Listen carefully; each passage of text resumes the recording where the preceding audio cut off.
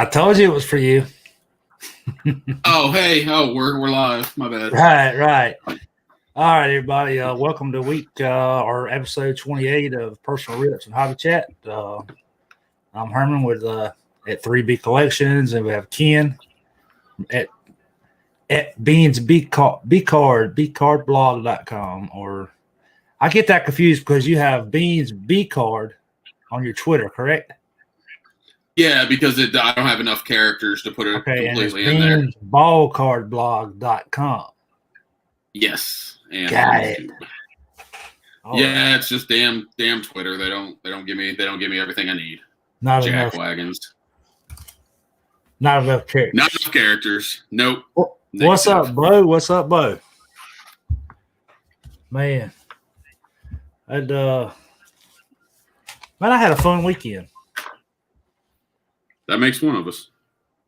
I mean, I did, especially Saturday, because it seemed like all day Saturday I was talking hobby we had the Zoom meeting the Zoom call Saturday morning, and I think there was about 7 or 8 in there at the peak, and then me and Ben and Steph went a little longer after everybody got off, but then shortly after that, I mean, I had like maybe a 3 or 4 hour break, and then we went right into the hobby roundtable, and that was a blast. This guy was doing yard work all weekend. Yeah. 17 bags and not done yet. And I probably should have, but we got rain late in the week, and then it was windy, and I'm like, you know what? It'll wait. It's been there all this time. It'll be there next weekend.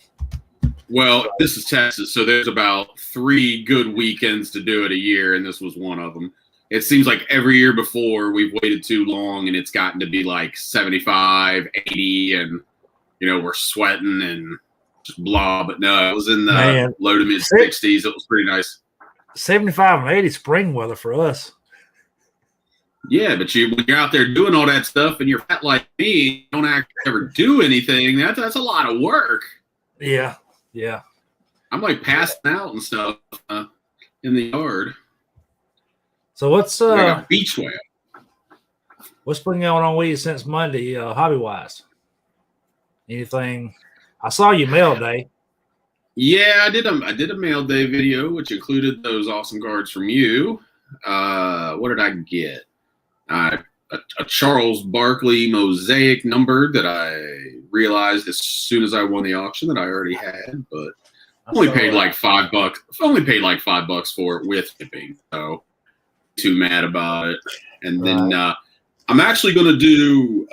So I got stuff, but I'm going to post a video on Wednesday to kind of separate it. So I think I've kind of hinted on it either on on our streams here or on the round table we did. With everything going crazy, and you keep hearing that when everyone else is zigging, you zag. Well, I'm also a guy that has a lot of things I like to collect. Mm-hmm. So I'm kind of moving back towards a lot of the Indy 500 related stuff. So I have a few things that I've picked up, kind of going over to that and just kind of focusing there for a while. But I'm gonna do those on Wednesday. Basically, they would have been part of my mail day today, but I'm just gonna do the open wheel stuff, as I'm gonna call it, like Open Wheel Wednesday or something. Right. Just do that separately. So there's more to come on Wednesday. So we got Diego with us. Welcome, and your buddy Triple Crown. JT, what's up, everybody? JT, welcome. I left a comment on your mail day YouTube video. I don't know if you saw it yet or not, but I went back. I went back through those cards that I had went through and pulled the ones for you, and I made a couple of stacks of stuff that I thought maybe I could just get rid of. I'm not necessarily looking to sell them or whatever, but I mean, I've got like David Robinson. I've got a stack probably bigger than what I sent you. Let's see, who else did I pull? David Robinson, Grant Hill with like a ton of his rookies. Lynn Robinson, Sean Kemp, Big dog. Juan Howard, Anthony Hardaway, Damian Stackhouse, Kerry Kittle, and who is this? Oh, shoot. Yeah, that was it. Those were the days, man. Those were the days. Yeah, and like I said, I know that a lot of them were popular at the time, but again, I hate for cars to just sit here that I don't want, and I'd rather them go to somebody that may like them. Just the same way, with Charles Barkley. Those Charles Barkley cards would have sat here for ages, and I never would have looked at them or cared anything for them because I don't really get into basketball that much. Back in the 90s when you had Jordan and Robinson and all of them, yeah, I watched a little bit, Larry Bird, all of them, but now I couldn't tell you the last time I turned a basketball game on. Excuse me. I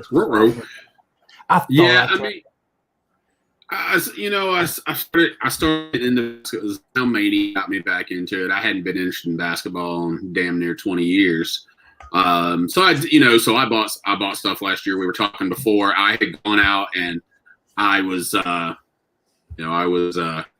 hoarding, I guess, before hoarding was quite as cool as it is now. I had 25, 30 total boxes, blasters of Prism.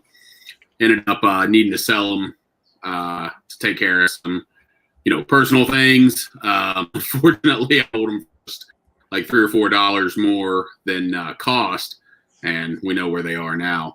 But yeah, I got into the modern a little bit, but I've kind of, with not being able to find retail and all, I've kind of lost that interest in the modern stuff. But I'm liking collecting the Barkley, and then some of the guys I liked is back in the 90s.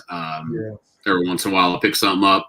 But I actually am watching a little bit of basketball because I do watch. I do flip on NBA TV sometimes at night after my wife falls asleep and just see what's going on. But yeah, really not as about the cards as I was, but still the Barkley stuff though. Right. Some of those 90s things, but not really digging the current stuff so much. I'm looking to probably go ahead and start getting rid of some of those too as I'm continuing the great purge of 2021. Yeah.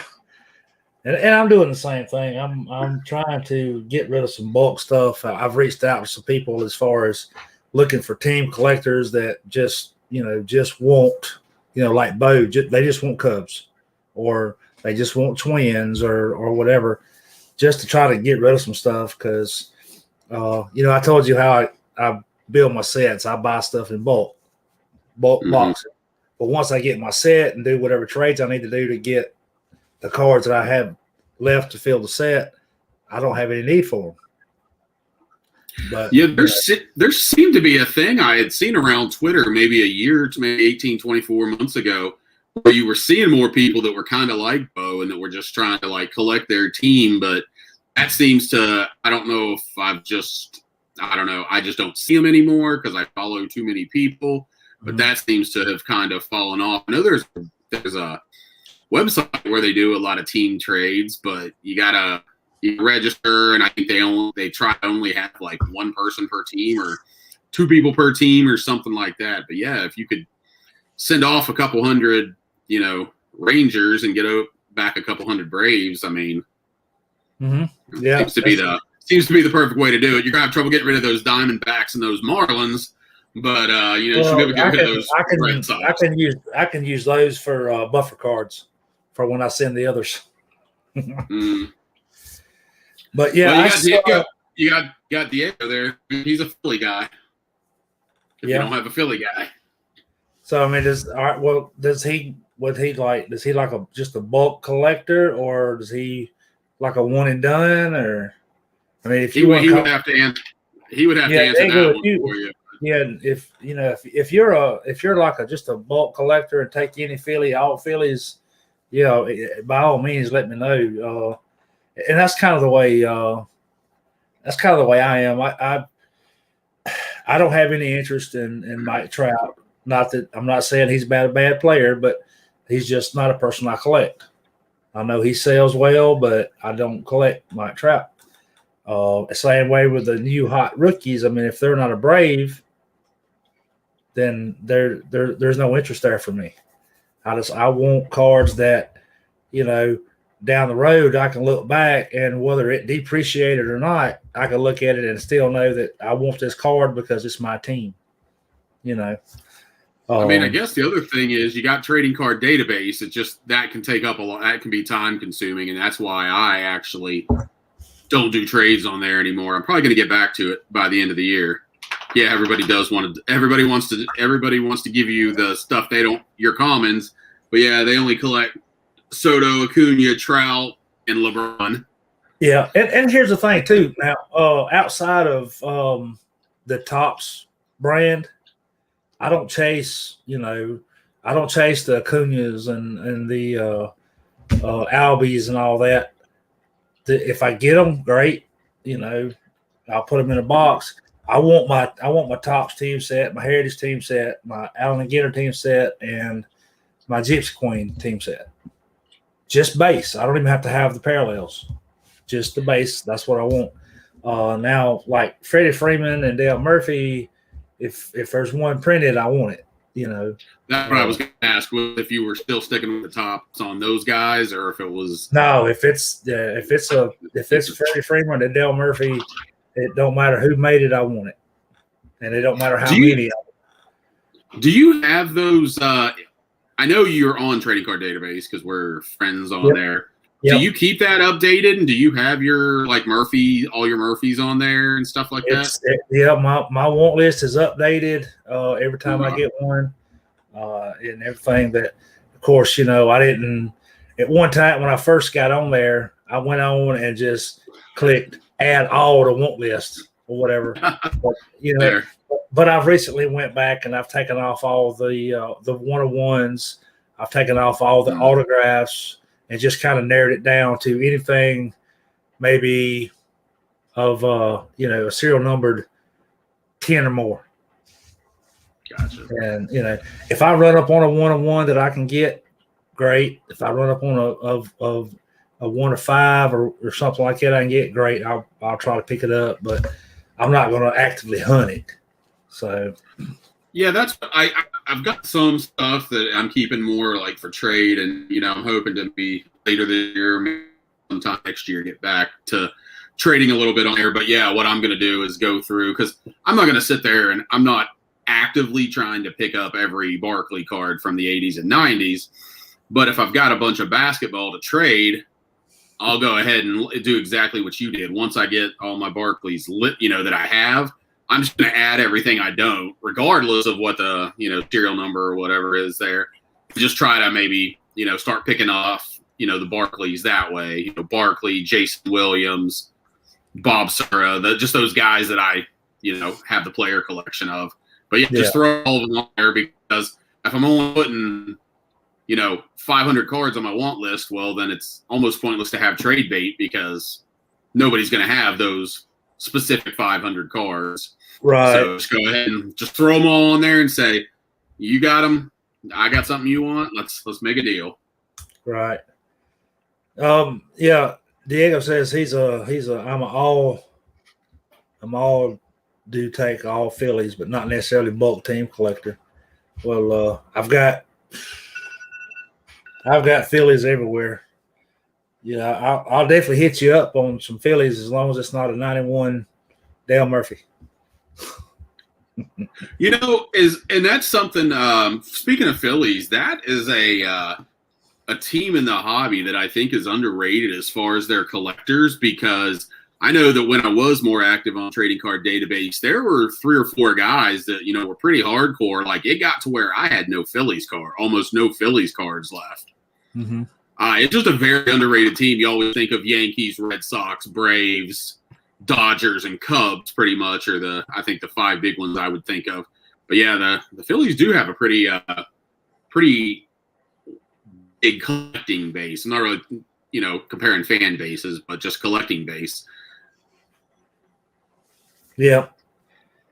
But that's what I'm going to do too. Is like I said, with those Braves for you, just my thought is I can send them to you, and if there's something you got or you don't want, hopefully you got somebody around you that you can just trade them off to, and eventually somewhere down the road we'll get them all in the right hands. Good, you're right, and that's what I want to do. Like I said, I want to find somewhere to send all my Cubs. Well, I know where to send all my Cubs. That's a no brainer. But like I want to find somewhere to send the majority of my A's and White Sox, which Zach collects White Sox. I know. And I've kind of got the impression from him that he's more of a detailed collector when it comes to he has like a current player binder and a team set. He don't necessarily want bulk White Sox. So, and I know they're out there. Not everybody's that way, but I'll get rid of them eventually. Somehow. Well, yeah, like I said, even if you send them to him, hopefully there's.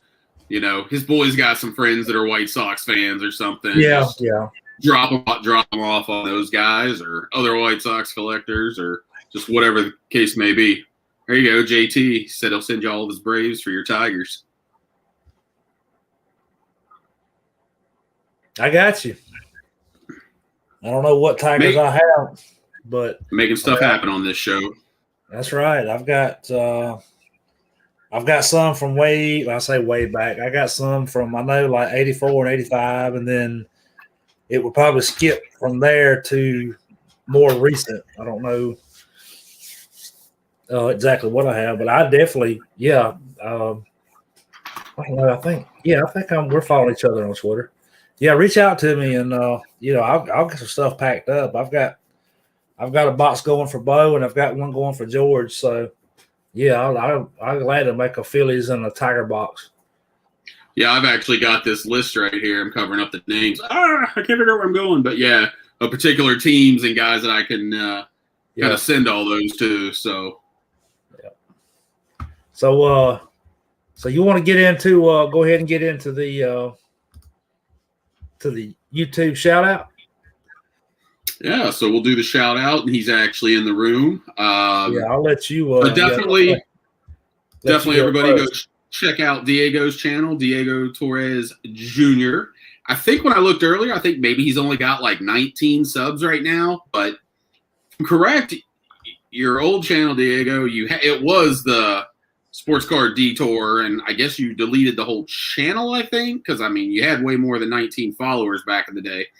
But he's a Philly collector, and he's that guy like a lot of us that I said it last week. I think I was talking about my shout out. He's what I consider a true collector. He's not a flipper. He's not necessarily after all the high dollar stuff, but it's what he collects. And then he's got a lot of videos up. He's posting a lot of his old videos, and he talks about the things he collects and all that. So definitely give him a look, everybody, and. Maybe he deleted the whole thing. That's what I thought because I don't remember how many. Definitely, I think he had a few hundred subs on that channel, and but he's just restarted. He's posted some of the old ones that he found, but go check him out. He's a collector, and he's been joining a lot of our chats over the last couple of weeks. The live streams we've been doing. Yeah, I noticed that. I was kind of wondering if it seemed like it started. After you did the Shoebox Legend shout out, because he said that he's on his channel a lot, and I felt like that may be where we picked him up at, which is great. That's what it's about, Yeah, I've known him for a couple of years. We did kind of a blind trade. I sent him some Philly stuff a couple of years ago, and he had sent me some, some basketball and some other things I was interested in. And I subbed to his channel, his old channel back before he deleted. So.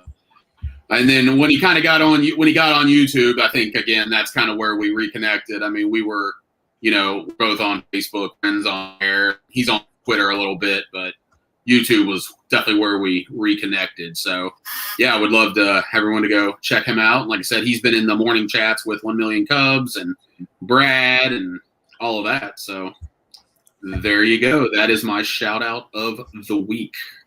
All right. Mine's going to have a little bit of a backstory, and he doesn't necessarily need the followers, but I'm sure he would take one or two that he don't have. and it And the comes thunder from, rolls. uh-oh. But it comes I got from, lightning too. a couple of weeks ago. I was actually contemplating whether or not to keep this up. Had considered just dropping it all together. And I was listening to a podcast I listened to. He was on it, and he had made a comment that kind of struck a nerve with me. And it was the fact that, it was about creating content. And he was asking people if they created content. He's like, and then, there's like, no, why? And he's like, well, you should, you have kids. I'm like, but his basically what he was saying was, if you have kids, do it, because years down the road when you're not around and your kids have kids, they're going to be like, well, what did Pop or what did Pawpaw or Grandpa or whatever, what did he like? And it's like, YouTube and internet's here forever. It's always around. And you pull it up and, there he is. You could watch him. And it kind of struck a nerve with me just me having young grandkids. But it's Eric from those back pages. And when I heard that interview, I went back and I knew he was on Twitter, but I didn't realize he had a YouTube channel until I heard that interview. But like I said, it struck a nerve with me, and so I went back and I followed him, and I went back and I watched several of his older videos, and he seems to be a great guy. I love his videos, his content, some of the stuff he shows. He actually just did one last week about making friends in the hobby, and to me, it just seems like a good channel to follow. Yeah, he used to be a lot more on Twitter. That used to be where you found him, and he's kind of switched gears, and you see him a lot more on YouTube. He usually posts about 2 or 3 videos a week, I think. Yeah, that's what. And he'll tweet every day. He usually tweets something earlier in the morning. He'll tweet a handful of times. But yeah, that used to be his main thing, and now it is YouTube. But yeah, so if you don't know, check them out. And on these, it doesn't necessarily mean everybody's got to subscribe to them, but you check out a couple videos. I'll go look and see what kind of channel they are. If all they do is open new product, it's just not my thing unless it's somebody that, maybe I know personally through Twitter or something like that. Maybe I'll give them a whirl. But at least go check them out and maybe watch a video or two and see if their mindset and their channel is something you like, and go from there. Yeah, that's what that's kind of, I feel like this is why we started this YouTube shout out. It's not necessarily to say, hey, you got to go follow them or whatever, but check them out and form your own opinion. And while you're there, if you like what they do, and I was talking to George about this the other night, if you're there, you like what they do, hit the like button. It takes a second, Yeah. Everybody like videos, share them, do all that. Well, you don't even necessarily have to share it, but if just to hit that like button, it takes 1 second. If you like the video, hit it. Takes maybe 3 or 4 seconds to comment on it. It's like, hey, enjoy the video, send. It helps out a lot, because you do this and you feel like sometimes it's like, and George said it in his video, it's like, well, I just feel like I'm doing this, nobody's watching, you get the views, but nobody says anything, nobody likes it. If I watch the video and if I like it or if I enjoy it, I hit it, hit the thumbs up. I may not always comment, but as a content creator, I agree. There's been times that I have forgotten to, and I've actually went back just to hit it, just to give them a thumbs up, because it helps. It helps. It does.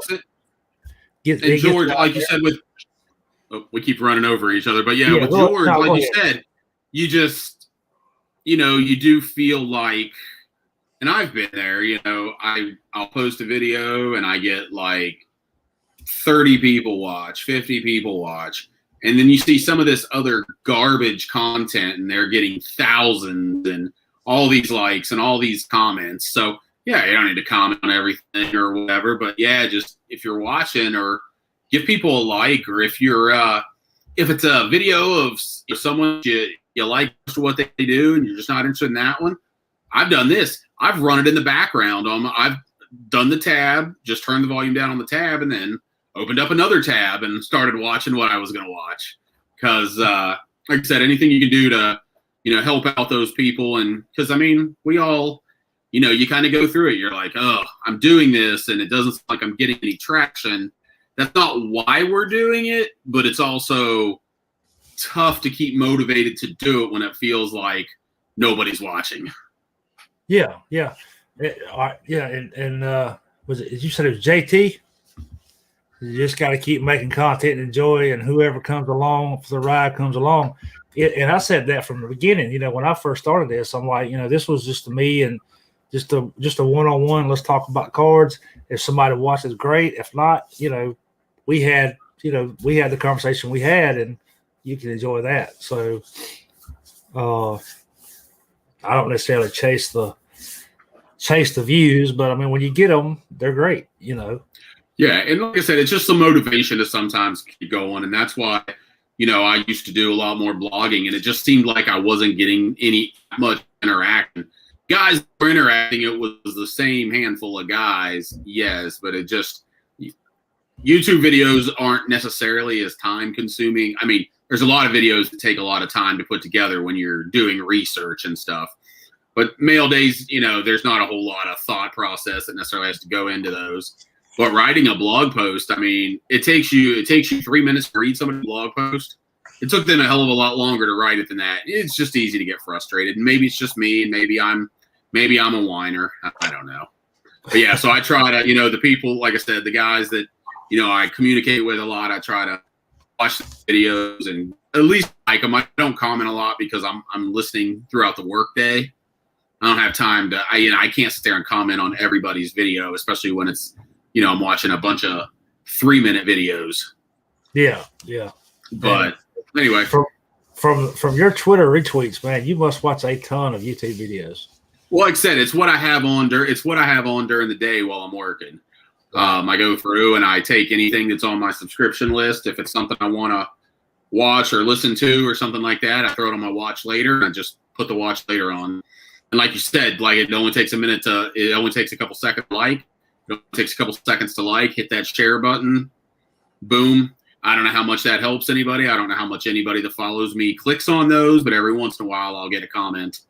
Great video. It's not my video, but they're saying, great video, whatever. So, yeah. All right. Those we had talked about this a little bit before, and I know we got a few people watching, and maybe they can comment and what their thoughts is. We were on a Zoom call this weekend, and the subject came up about where the hobby's at now. And what the question was given the prices of everything now, if you say, the price of everything now is at 100 versus what it was before this whole pandemic or this boom started. So just say it was 50. Well, at some point there's a drop. It's going to correct itself. It's going to bust. The bubble's going to bust. Whatever. But does it come back down to where it was at, or does it stop somewhere in between, or does it stay where it's at? And it was kind of a what was everybody's opinion? And you said beforehand that you thought that it was going to be somewhere between what it was and what it is now. And that was pretty much the consensus. There was a couple that thought, no, it's going to stay right where it's at. It ain't going to necessarily go any higher, but it's not going to drop. But I was just kind of wondering what everybody else thought, and maybe why.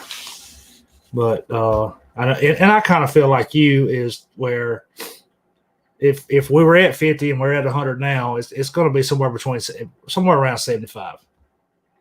It's like it's not going back to 2019 prices, which was already getting inflated anyway. But yeah, I mean, you're gonna hit a peak, and then this little bubble we're in, it's gonna bust. People aren't gonna be willing to pay so much. Stuff's gonna sit, so they're gonna naturally have to drop some prices, and that be the stuff that they're going through distributors or the stuff that is direct to consumer. But at the same time, I think you're living in utopia if you think it's going to go back to where it was before, because once they've learned you will pay more, they're not in the business to not make money. They're in the business to maximize what they can do. So, there's going to come that spot, whether it drops slowly or, they split the difference. And, there's any number of ways to do it. As we talked about before, there's a difference between it's going through distributors, retail, and the direct to consumer. But again, they're in the business to make money. I mean, the only business I know of that will actually lower prices is gas. But anybody else, once you've shown that you will pay that, they're going to ask you to pay it, especially in a market like cards where there's no competition. It might be different if this was toilet paper. People were paying, astronomical prices 1 year ago because of the potential shortage and, all the scare and all that. But there's how many different companies out there making that. So one's going to undercut and then another's going to undercut a little bit. And it's, but this is, they have a monopoly. If you collect baseball cards, Topps has a monopoly. I know Panini does their thing, but in general, you understand what I'm saying. They've got a monopoly. You've proven you're going to pay more. You may not pay the peak prices because the only people that are paying this, they're playing hot potato, and they're probably going to get stuck with it. They're going to get burned, and then they're going to be gone. But I think the days of, maybe $20 blasters be a little behind us, or, maybe they go to 25, maybe they go to 30, or they stay at 20 and now they're 3-packs instead of 8-packs. So there's that possibility too, where they're still technically making more money because now they can produce more blasters. And I think the same thing in a lot of cases with the supplies. I mean, look at how much supplies are going for. So I do think those will start to go up. And as I can say, someone that's worked in retail my entire adult life, and most of it in corporate retail, you don't see the end consumer doesn't see that the cost from overseas is going up more and more every year because of everything happening there, also tariffs, etc. You don't get nickel and dimed every time, but prices are going to only continue to go up on those things. And at a certain point, you can't, just say, okay, we're going to keep taking the hit on our profit. Eventually, you're going to have to pop them up. And, could we be looking at in the next 10 years, could we be looking at $5 for a case of top loaders across the board, not just during a time of shortage? So those are my thoughts. You made for a pack. Yeah, like a 20-pack. Where now you're getting them, they're like $3. People are charging $10 some places because of shortages, but are we less than 10 years away from having $5 a pack? Between you've proven you'll buy them, and as costs and tariffs continue to go up and up and up. Right. It's it was funny. I was going through some stuff, and this was back. I think at the beginning of 2019, maybe the middle of 2019. I had talked to somebody on Twitter that was selling supplies, and I had their price list wrote down, and I found it. It is crazy because a box of pages, 100-page box was $10 and a half. Top loaders for now 20 to 25. And that's if you can find them. And this is Ultra Pro. Top loaders for 25, a 25-pack was $1.50. Team bags, pack of 100 was $2. Penny sleeves for 100 was 50 cents. And card savers, the Card Saver 1, Card Saver 2's Ultra Pro version was like $4 for 25. Yeah, and those core ones, basically those last three you mentioned are the core ones. The top loaders, basically the standard top loaders. Obviously, we know there are 476 different sizes of top loaders. But between top loaders, sleeves, and semi-rigids, those are the core ones. So those don't come down. Not everybody puts their cards in pages. So there's not quite the demand for those like there are. And those pretty much those core three. I guess card savers technically aren't, but I mean we know where grading is, and we know that at some point here PSA and BGS are going to go back to we're not going to take top loaders. You've got to have them in semi-rigids. So they really are basically a necessity if you're in the hobby. Yeah. Right. And you said you use card savers, don't you? Not top loaders. I do. In general, I do use the semi-rigids. Yeah, I do use those because they they save so much space. And part of what I was talking earlier about my purge of 2021. I've been working for a couple years to kind of downsize where I'm at. And part of that too is literally not just downsize the number of cards, but literally downsize the amount of real estate I'm using in my home for cards. And I don't know what that ratio is, probably 2 to 1. On semi-rigids I can use for it versus a top loader. Some cards, thicker cards and stuff, they don't work for, but in general they work for just about everything. And people tell me, I hear people, oh, they're not sturdy, they're not blah blah blah blah blah. When is the last time that a top loader has kept you from bending a card in half?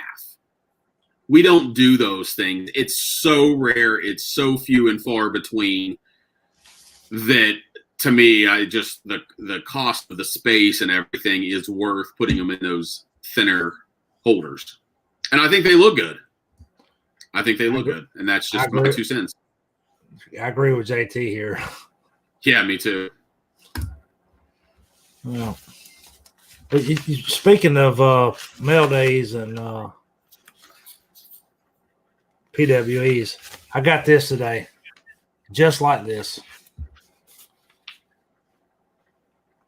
I haven't even been in it yet, but that's how it came. I mean, there definitely are those examples. I've been fortunate both through buying or trading and shipping that, I've never had an issue with a PWE. I mean, that doesn't mean they don't happen. We know they happen, but if you listen to Bo and how many he sends, they're still minute. And JT would probably chime in that, there are issues with it. In reality, percentage is pretty small. And these are guys that are sending out hundreds of PWEs a week. Right. It's unfortunate. What this is, though, this is just these are some cards that I needed for my 2021 set. So, I mean, it wasn't nothing that I was particularly worried about getting messed up, but I mean, it's all there and it's all. But I mean, Ben Wilson would have a fit right here.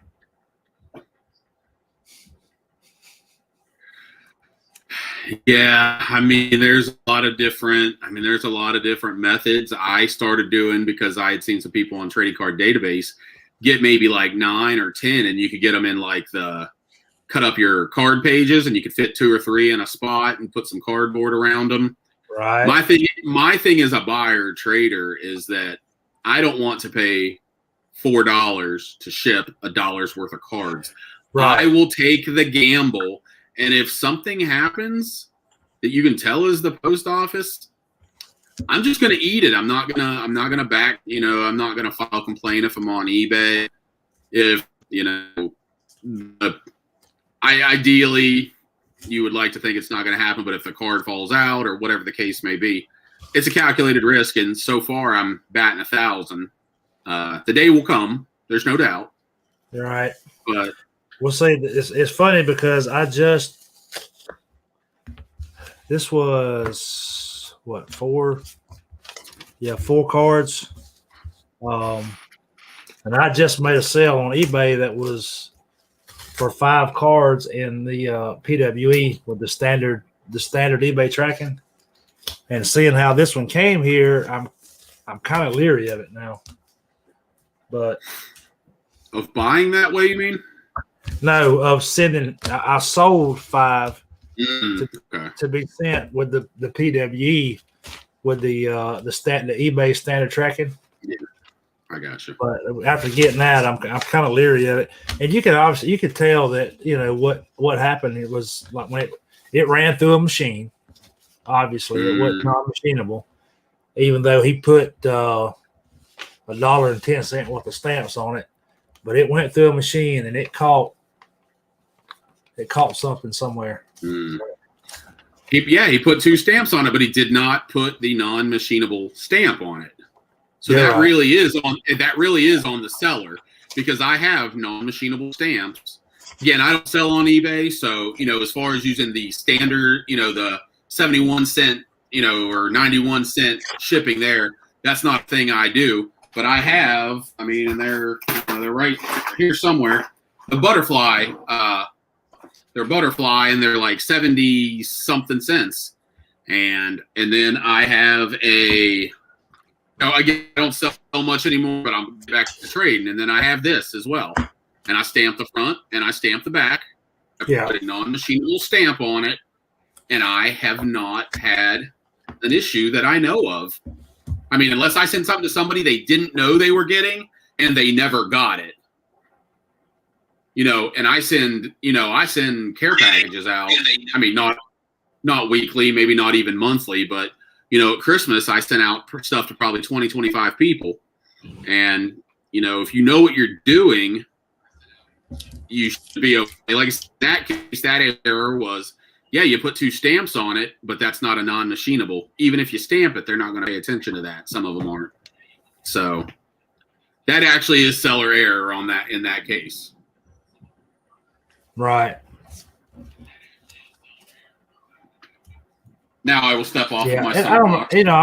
I'm not complaining about this, because this was basically you can call it a rack. It's the guy reached out. He knew I was working on the set, and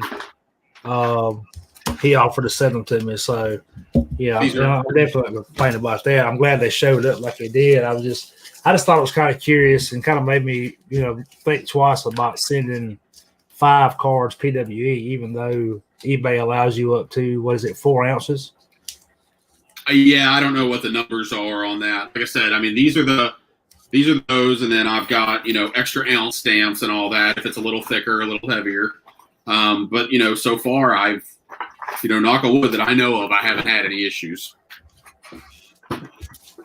And those are over, I guess those aren't necessarily non-machinable, but those are the oversized envelopes. So I use the envelopes that are, greeting card size. And I will put cardboard in there to, just for a little bit of, so the envelope doesn't get crushed because there's nothing in there. And I haven't had any issues. Again, knock on wood, and eventually the day will come I will. But so far, so good. Yeah. Oh, let's see. What's there? I thought, was it Bo gave us a lot of credit this past week about us talking about the eBay, the organizer for eBay. I got all mine done. And one of the things I noticed that after I did it, I went through and I updated all my descriptions on all my listings. I just made them all uniform, made them the same across the board for everything I had listed, to where, before that I was listing a card here and there, so my descriptions would be kind of all over the place. One would look like this one.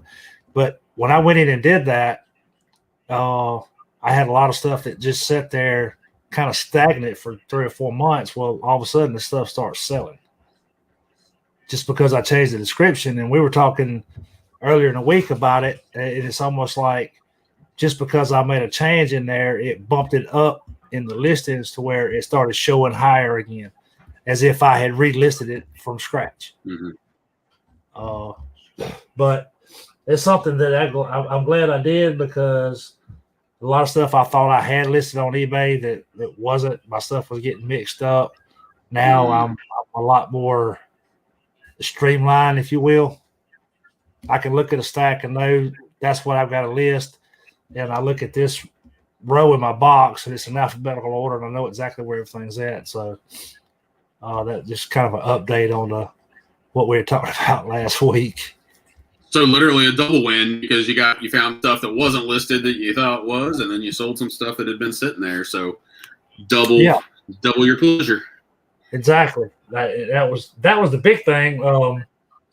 It just seems like stuff has started moving now to where, I'm not necessarily a volume seller, because I mean, what I'm selling off is stuff I don't want. It's not like, I've went out and bought stuff, and I'm not saying there's anything wrong with that, because for some people that's just what they do, and that's great. But the stuff I have on is stuff that that I've gotten in other packs that I've opened. I've pulled what I wanted, and they've been sitting here, and I want to get rid of it and possibly buy something else I want.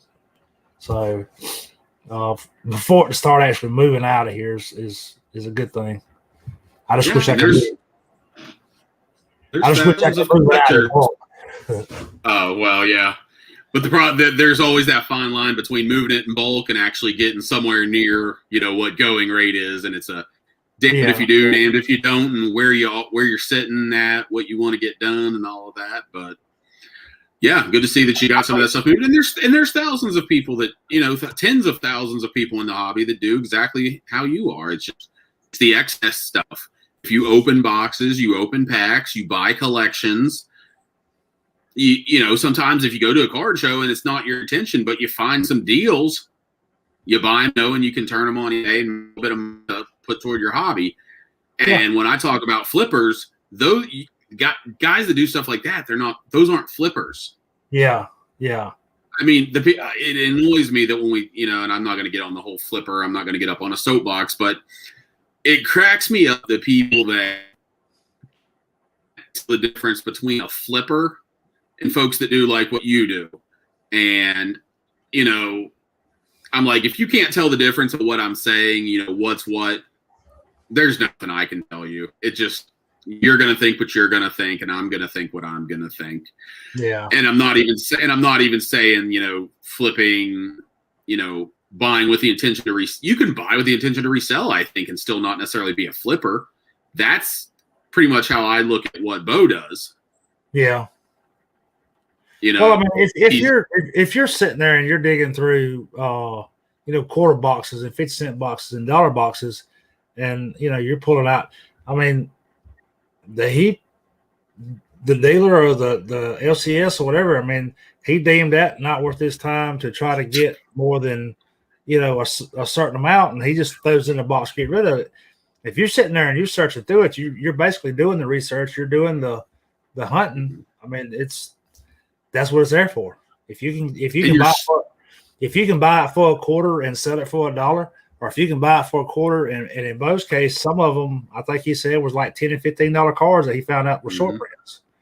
That's great on him. I mean, the like I said, the LCS, he deemed it not worth his time to try to sell each individual card and just get rid of it. So yeah, I mean, I found myself, since stuff started moving on eBay, getting to the point now to where I've sold down pretty much all the stuff that I deem is worth putting on eBay, so to speak.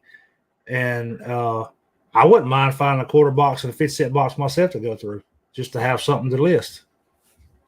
Yeah, no, and JT says it there seems to be a perception that that selling some cards and being a collector are mutually exclusive, and they're not. And he is a good example of that. JT is a collector. He's a Miguel Cabrera super collector. Right. And then he collects, he said that he would take Tigers off your hands for Braves, and he's working on a Tigers autograph project. But he is limited in what he keeps because he sells on eBay and does shows, and that's what he does. Mm-hmm. So yeah, he can't keep every nice card that comes in because he can't make a living that way. And again, what I see Bo doing, he's doing that to really help fund the amount of money that goes into postage for these trades or just to purchase more stuff. And we've done it. I've been selling stuff on eBay since 1999, and I've never considered myself a flipper or a seller. I'm moving along the stuff that I don't need, and if I can find a deal on it and I can sell it, then that's just a way to fund my hobby. Yeah. Well, Five says he thinks we're wrong. I'd kind of be interested in knowing exactly why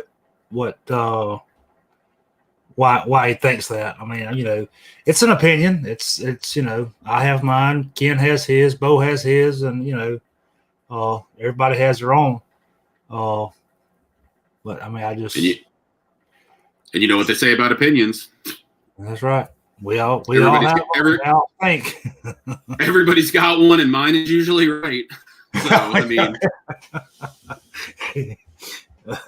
but yeah, it's like go back to what you collect. I mean, for me, it's Freddie Freeman, Dale Murphy, and Braves. You're right. Bo's right. Opinions can't be wrong. Oh, he says if you flip cards, you're a flipper. Okay. But yeah, Bo's right. Opinions can't be wrong. Everybody has an opinion, and you're entitled to it. It's your opinion. It's not being stated as fact. It's an opinion. So, but yeah, I mean, if I kept every card that I ever had, yeah, no kidding. That's exactly what I was getting ready to say. And, whether I wanted it or not, I mean, I don't know where I would sleep at night. Well, I know I wouldn't be married if I'd kept every card I'd ever had, since I've been collecting since 1987 without pause. It would look like a really bad episode of Hoarders. Oh God, yeah, we would definitely be on the what is it, the Lifetime channel or whatever it was that came on. Yeah. I don't know that I've actually watched it. I've seen like clips and stuff, and man, it gives me the heebie-jeebies. Yeah, and I kind of get where Foul Five's going. I mean, if you're buying singles of what you want,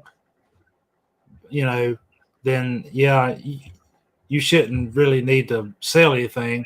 But if you're opening boxes or packs or something and keeping what you want out of it, or if you're buying in bulk and keeping what you want out of it, then I mean the excess has got to go somewhere. If you can't find like I've been trying to do, find somebody to trade off with.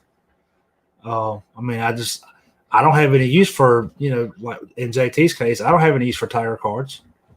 Or in Diego's case, I don't have any place. I definitely don't have any place for Phillies cards here. Yeah, and I mean that's one of the great things about the internet age is that it is a little easier to trade off some of those. When we were kids, everybody in your town probably wanted Braves outside of a couple kids that were like a Yankees fan or whatever. Everybody wanted the Pirates cards in my town. Nobody wanted the Tigers. Nobody wanted the A's. The A's were good when I was a kid. Nobody wanted the Royals in my town. And at least the internet has opened up the option for us to trade, and then same thing with buy and sell. I was watching a Oakland A's collector, and he did his top 1995 McGuire's, and two of his top cards were Collector's Choice Gold signatures. Those things were damn near impossible to pull then. They were one a box, yeah, but there's 700 cards in the set. So to get the one you wanted, there was no eBay. Well, I mean, there may have been eBay, but I mean, we're talking very early internet, if internet at all. I didn't have internet in my home until late 1997. Yeah, so it's one of those things that give you the ability to sell, buy, and trade stuff that, 30 years ago you couldn't do because you were limited to what you could literally see in person. You're right. Yep. Well, I mean, that's about all I had. You got anything that? Nah, good. All right.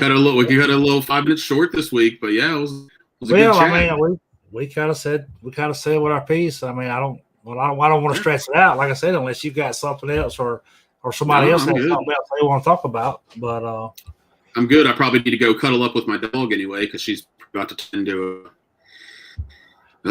she's gonna start vibrating here soon. Poor thing. Yeah. Well, to put it out there, and I told this in the group chat as far as Hobby Roundtable, that originally was just going to be like a one and done thing, and the turnout ended up being, in my opinion, was great. The feedback I got from it from other people was awesome, and so I decided to have another one. And same thing. I get feedback from it, and everybody loves it. Wants to know when the next one is, and I'm looking forward to the next one, which I think we said we was going to try to shoot for maybe the 17th of. We was going to try to keep it around the third week of the month, the third Saturday of the month. So I hope everybody can join in, and if not, I understand it. We all have lives. We'll move on. But for everybody that watched, everybody that participated, I appreciate it. And for those of you that's in here tonight, I enjoyed it, and look forward to next week. Ken, I appreciate you being with me. Glad to do it. With that, we're going to be out. Take care. All right, see you next week.